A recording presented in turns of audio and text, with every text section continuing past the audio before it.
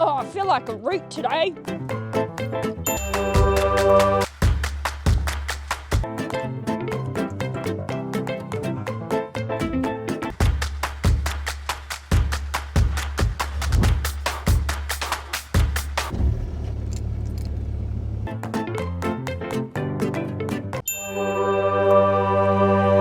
Man, I feel like a Chico roll and a chucky milk. That mole better have it. Hey, Stacey, you got my food in the basso? Don't speak to me like that. Yeah, what do you do to your hair? I like it. Don't you like it? Did you bring the basso? Yes, of course. We'll jump in the back, babe. Welcome to our 1992. Toyota Land Cruiser. So in this episode, we're going to give you a rig rundown of our 1992 75 Series Toyota Land Cruiser Troop Carrier. So we're going to go through the front of the vehicle all the way through to the back of the upgrades and downgrades of this 75 Series. Yes, we've done a good sort of front to back transition where we found that there's been a lot of upgrades that have been done to it, particularly in the engine bay, but as well as a lot of the problems that are going to be associated with a how-many-year-old car that was literally before I was even born. And before I was born. And something that's probably on your guys' mind is probably the rust. These things are definitely known for the rust in its floor plan. What things have been changed throughout the years, because I've noticed a lot of things that have been changed have been upgraded along the road. So let's crack into it. Don't forget, guys, if you are enjoying the content, flick us a subscribe. We are creating videos every 2 weeks for you guys to watch. Plus, we have discount codes at some of the biggest companies around Australia, including iTech World, Undercover Australia, Salty Captain, using the discount code Always Touring, and even our own quality merch for you guys to wear when you are out touring. Now, as you guys know, we are a fully transparent YouTube channel, so I did sort of want to get serious just at the start of the video to showcase you guys and tell you guys why we've ended up with a 1992 Land Cruiser, particularly when we're about to get a new Land Cruiser later in the year. We haven't quite exactly gone down that pathway and told you guys, but basically what's happened in the last couple of months or so, my grandma's partner, which is basically a family member of ours, he passed away about a month ago. And him and her were travelling around Australia in this, so it has 420,000 kilometres. My grandma doesn't really know how to drive one of these and doesn't really want to keep travelling by herself. So she tried selling it and wasn't able to sell it, so it has passed down onto our side of the family. So the idea of this is we're going to be doing it up with my brother, who's just turned 18, and he was really keen to get into sort of the four-wheel drive world, but obviously being a first-year uni student, did not have the funds to get a four-wheel drive. So the money that he had been saving up for the four-wheel drive, he's going to put into this to do up nicely, and hopefully we can take it to Cape York in July this year. So just a bit of transparency as to the reason why we got it, and as a bit of a memorabilia, we've kept the koala that he had on there. He had a lot of other memorabilia. As well, he had a crocodile on top, some snakes and other things. We've taken all that off just to make it look a bit nicer, to uncover and see what rust we could get rid of. So we've left that on there for now, but let's crack into the episode. So let's start off with the front of the vehicle. We have an unknown origin bull bar that clearly needs some paintwork done to it, but there seems to be no obvious in-depth rust, just a bit of superficialness there. And then there's obviously a mesh plate that's been put over the front here to stop any bugs or anything like that going into the radiator. And it's got newly restored lights and blinkers as well, which are in mint condition at the moment. Yeah, it's better than the D-Max. So starting off with the front end suspension that we've got on these 75 Series Troopies, they have front and rear leaves. I believe by the looks of it, they're 300 to 350 kilo constants, just by given how many pieces of metal are in between and how it sits with the weight load and things like that. So there's no torsion bars, they do have shockies, but there's no nice coils or anything like that. So it does drive like a bit of a farm truck. Yeah, I said it the first time we got in, I was like, Samuel, this is a farm truck. Yeah, and then I said to Maddie, I was like, the only difference between the 1992 Land Cruiser 70 Series and the 2025 70 Series is not much. They don't have the front leaves at the front, but the rest of the inside, we'll get into that later, is still pretty much the same. Yeah, but maybe they have nice aircon. Yeah. Now, the conditions of the shocks will most likely need to be changed. At the very least, the bushes will need to be changed. Then at the front, we've actually got some brand new tyres on. They only look like they've had about 10,000 Ks, but we've got the Wild Peak All-Terrains AT3s, and they seem to be a 31.5-inch truck tyre. And then something that we're not used to, obviously they've got steel rims as well. We're not used to steelies, but I don't think there's really that much difference. Everyone talks about structural integrity between the two, but we've taken that one with the alloy rims, never had a drama. But the thing I was talking about is having to lock the hubs. So for those that aren't aware, that have only ever driven the new four-wheel drives, when you move the gear stick into four-wheel drive 4 high or 4 low, you need to lock the hubs from freewheeling to locked to be able to engage the front four-wheel drive parts. I don't really know too much further than that. So I've never locked a hub before, so I'm just going to try and give it a go with no instructions whatsoever. I'm guessing I follow the arrow. I don't know. It just turns. See the arrow? Yeah, Yeah, it just turns. it's really hard. It only turns one way. Yeah, but the arrow's cool. I don't know. You give it a go. Look, see there? Yeah, It just turns, and that is it. it's turning it the wrong way. I was following the arrow pointing down like that. Ah, so that's we were going from free. Well, I tell you what, the engine bay actually isn't in too bad of a condition other than this 1933 airbox. I know, as soon as we opened up, I was like, that looks ancient. Yeah, that looks ancient as. So, as if you guys know or don't know already, these 75 series trip carriers, they come with a 1HZ inline 6 diesel. So we've got the 4.2 litre diesel variant. I believe there's also a petrol variant out there. We don't really see many of them out there anymore, given that diesels, particularly the older diesels, have a longer lifespan. It's recently had a few things done to the engine itself. So obviously it's got 419,000 Ks to it.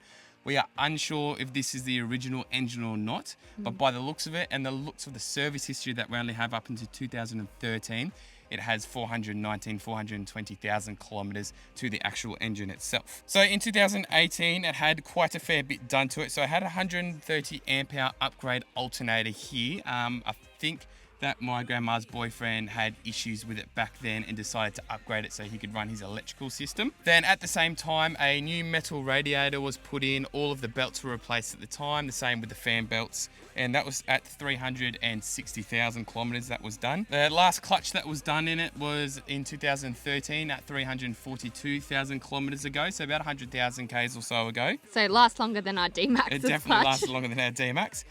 Dual battery, so obviously these can fit 2 batteries in the front. We've got the starter battery, but the other good thing is it can fit the secondary deep cycle auxiliary battery in the front. So in 2021 there was a 120 amp hour deep cycle that was in there, and that's in absolutely fantastic condition.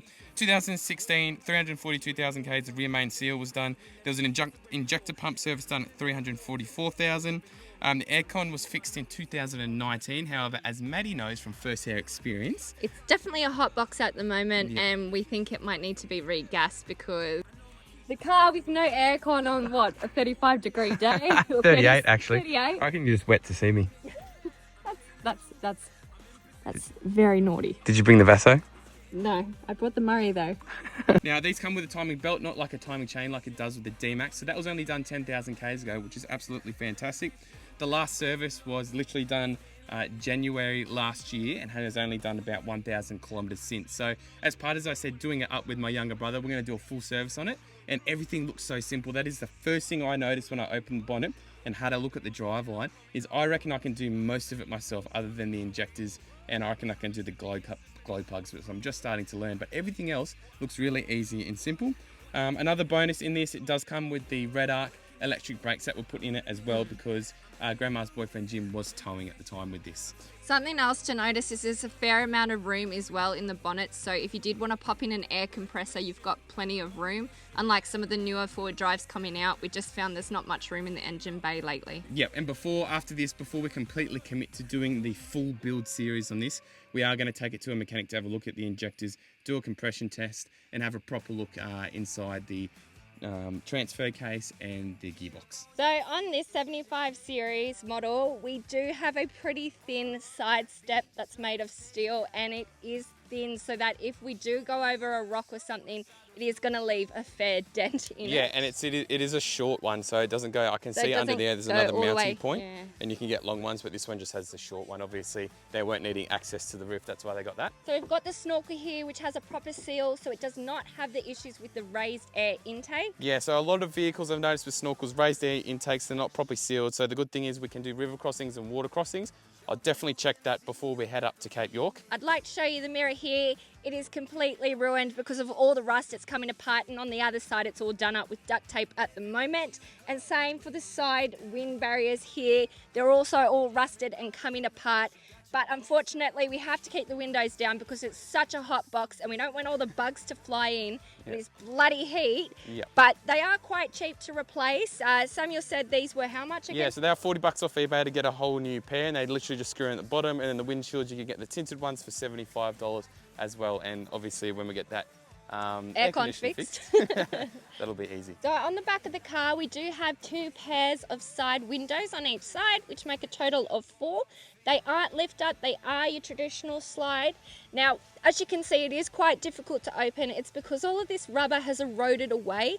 It is a quick and easy fix, which hopefully we'll be replacing in the near future. Before we get into the inside, the one sucky thing about the Troopy is it is back to your manual unlocking and locking system. It does not have your little quick of a button and it's all unlocked. Yeah, so I've got to go around both sides to unlock it to be able to get you in. And the boot as well. Yep. So anyway, let's get in the vehicle on the inside. Now, as we're talking about, it is a manual stick shift and also a manual stick shift for your forward driving part, and to remember to lock in your hubs. Yes, so 4 high, 4 low is the manual stick Maddie was talking about, and you have to lock the hubs when you go to change it into the gear. Otherwise, the front locking mechanism won't work in four-wheel drive. You only get the rear. And then as well, the key, right? You got to jiggle the key around till you find the unlock button. You're lucky that was in neutral. The other thing to happen in my case was I couldn't get the bloody key yep, out yep. because it's a button that you have to press to be able to get it out. As you can see here, now it comes out. I thought, what's wrong with me? Why can't I get this key out? It literally took me 5 minutes the first time to find out why the key wouldn't come out. I thought it was just stuck, but there's an actual button you got to press. At the front, we do have 4 vents. The fans do run well, but the aircon needs to be regassed. So at the moment, it's just blowing out hot air. I don't know if you can see, but we have a fan that we've got connected to a 12-volt system to run because it is so bloody hot and we have to keep the windows down. Now, there is some pretty good storage at the top as well, and this vehicle does come with a UHF already included so that you can over-rub a ducky. And then we have the red arc brake controller for if you're towing behind. Yeah, the really good thing about that is it's the version 3, bring out 3 years ago. They haven't updated it since, so it does have the latest model in there.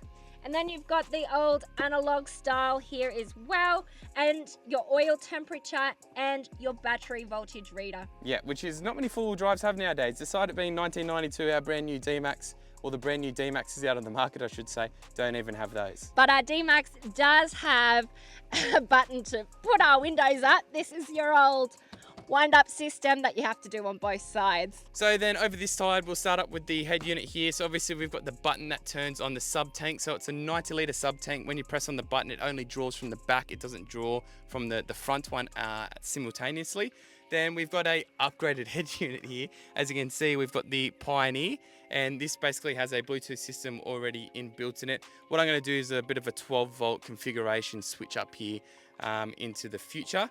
And then we basically just have the glove box. Like, this is all very basic. I don't reckon the 70 series has changed since when these first came out until the brand new models, other than when you upgrade to the GXLs, you get the power windows and a couple of other things. I don't know if Maddie already talked about, we don't have cup holders and we don't have a center console, but we do have more room because technically this is a 3-person fit as it's got 2 seat belts basically on here. A quick chat about the roof. Originally we thought there was a lot of rust, but once I had given a quick pressure spray, taken off the little wood segments and stuff like here, it just seems to be a little bit of surface rust.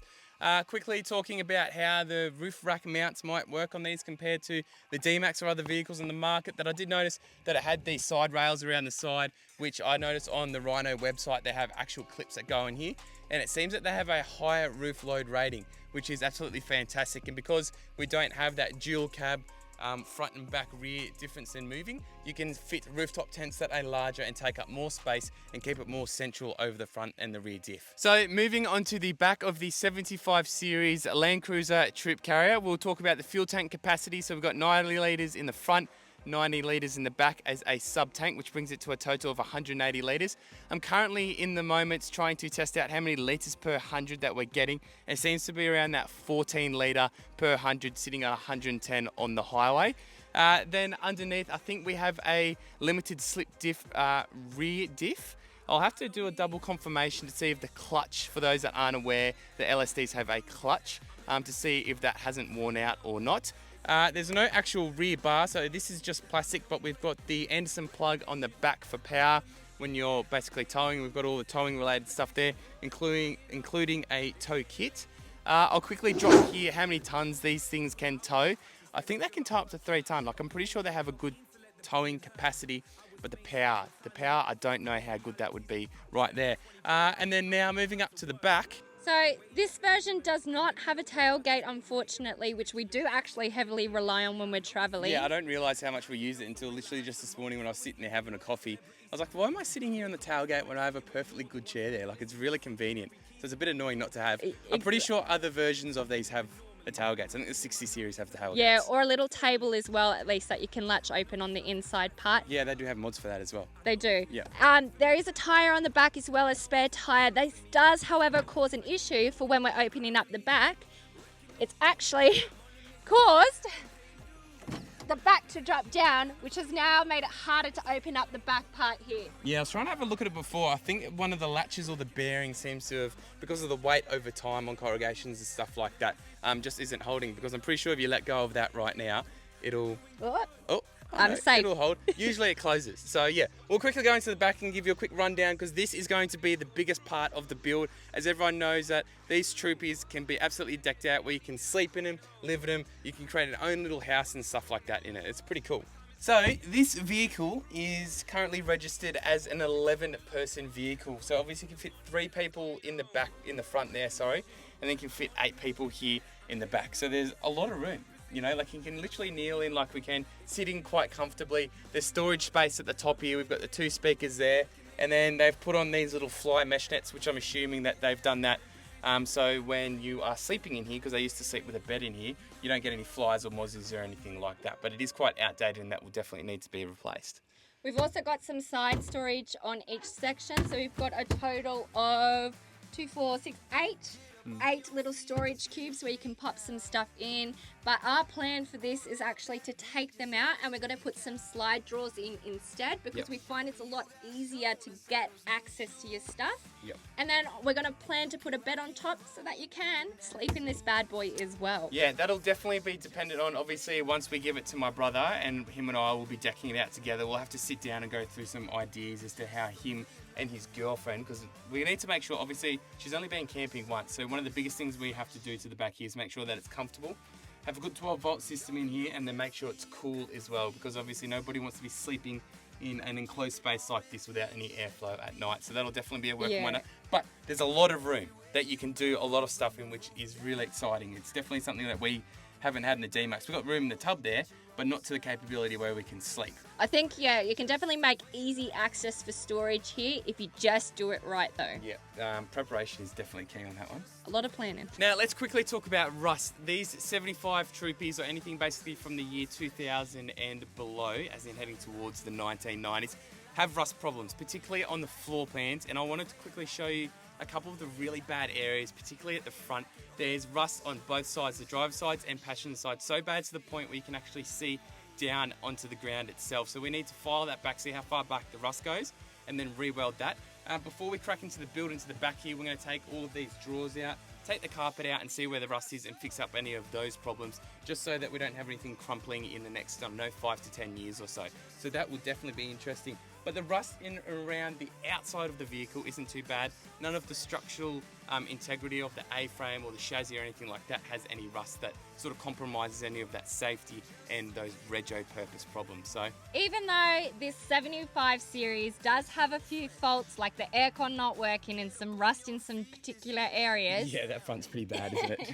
I feel like it does have a great base model to be able to have potential to do a lot to it and to actually make it a really nice Troopy. Yeah, I reckon if I was 18 and I was getting this for free, obviously as a handy down from a family member that's passed away, you could probably put $3,000 or $4,000 into this and you'd have a really good, capable full drive. It might not be the most up-to-date spec, but once you've fixed that air conditioning, you've set all this up right, and you've done your little bits and bobs, I reckon it'll definitely be worth it. So the plans over the next 6 months with this vehicle is we'll do a couple build series with it, get my brother involved, take it on a couple of trips. So we'll just take it to a couple of our local high country spots just to do some test runs as to how it is at the moment, see if there's any major faults, and then basically run it all the way up to Cape York and hopefully hit the telegraph track in this and see how that holds up, because that'll be pretty bloody cool. There'll be a lot of winching given how much power actually this thing gives out. And I think it is important to get a winch system on this. Yes, definitely. Because I mean, we could get a second-hand one or like a King's one or something for $500. So that's the other thing, sorry to cut you off, was that we're not going to be putting all the Gucci stuff in this. Obviously, 18, 19 years old, not much money. There'll be a lot of King's layout stuff, and my brother's probably only going to use it 6 or 7 times a year, so we're not going to go out and spend $10,000 on all of the best stuff, probably like we do because we use it all the time. And we might be kind and give him some handy downs from Dave the D-Max. Yeah, we might be. We'll see how that goes. But we'll catch you next episode, and we'll see you then.